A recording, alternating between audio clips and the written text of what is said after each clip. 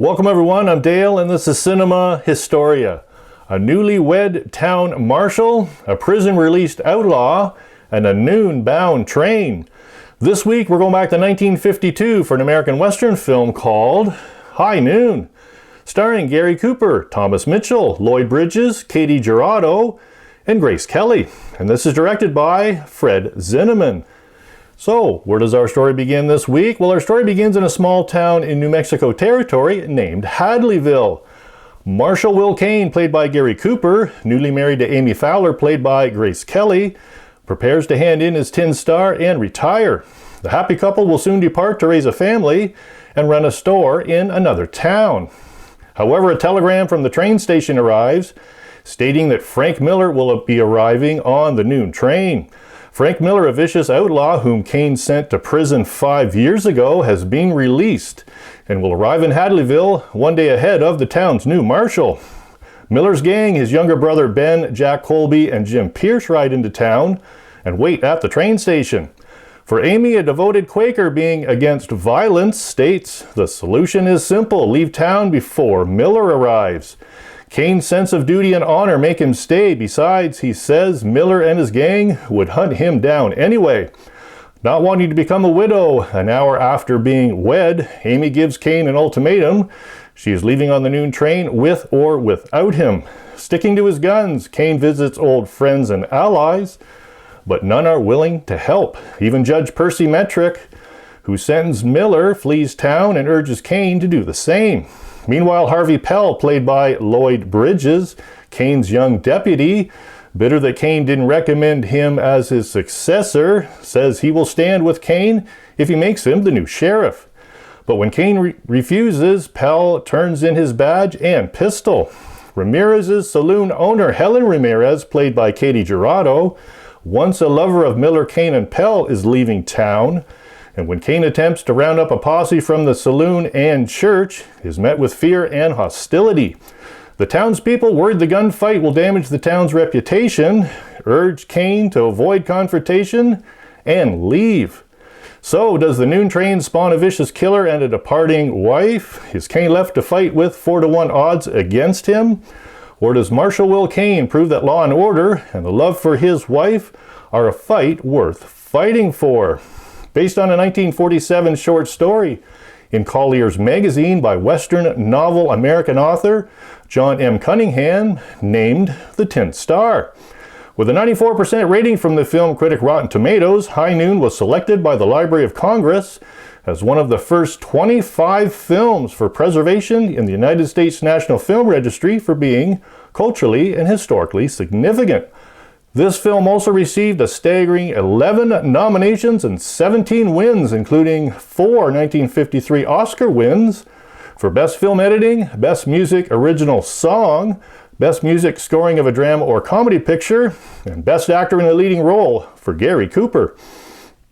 And film critic and fiction writer Kim Newman calls this film the most influential Western of the 1950s. And I would totally agree with that. One of my favorite Westerns.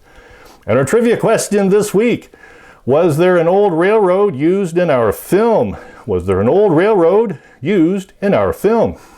So a little more history and the answer to our trivia question coming up next.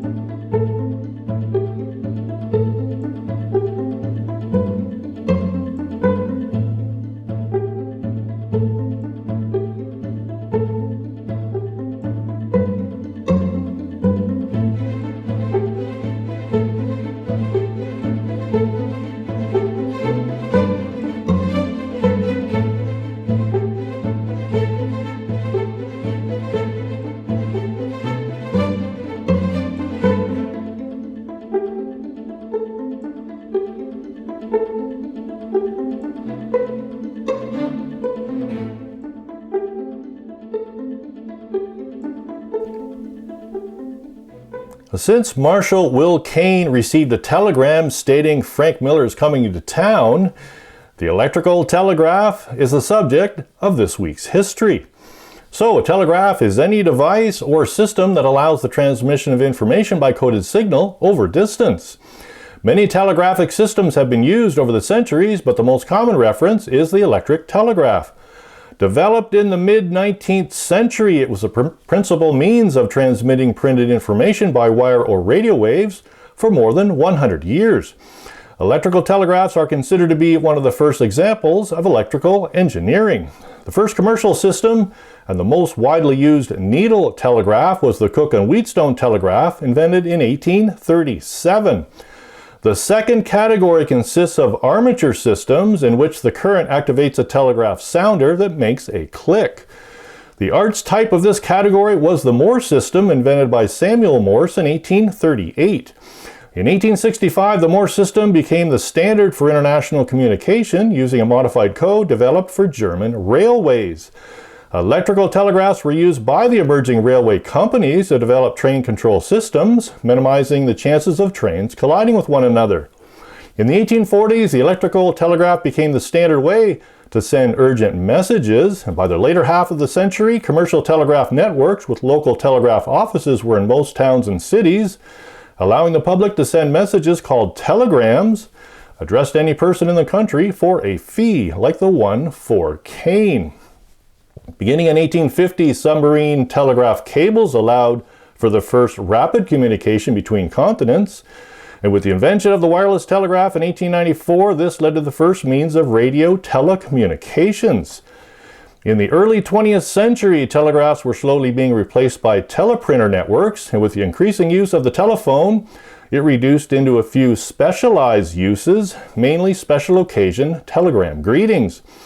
Even with the rise of internet and usage of email largely in the 1990s, commercial telegraph services are still available in many countries, with transmission being done via a computer network rather than a dedicated wire connection. Isn't that cool? And the answer to our trivia question this week: was there an old railroad used in our film? Yes, there certainly was. The railroad was the Old Sierra Railroad in Jamestown, a few miles south of Columbia, now known as Railtown 1897 State Historic Park. Often nicknamed the Movie Railroad due to its frequent use in films, TV shows, and commercials. Over 200 movies have featured Sierra's tracks, locomotives, and cars, including High Noon, the 1957 version of 3:10 to Yuma, Back to the Future Part 3, and TV shows Petticoat Junction and Little House on the Prairie, just to name a few. Isn't that interesting? I'd like to give out a big thank you to my new subscribers, and for everyone else tuning in this week for my channel. Thanks for watching, everyone. I hope to see you back next week.